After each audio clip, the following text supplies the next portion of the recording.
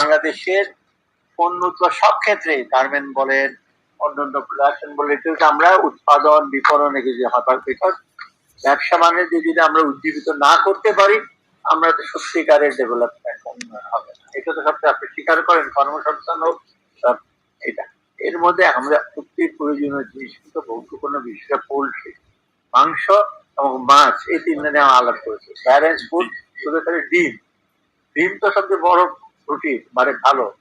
আমাকে ডাক্তার বলছে পারলে 4টে ডিম খাও, তুমি মুরগি না খেতে পারো। তো ডিম এগুলো, আর ডিম is one of the most balance. ডিম মিল্কের ব্যাপারে অনেক কথাবার্তা আছে, ডিম খেতে ব্যাপারে।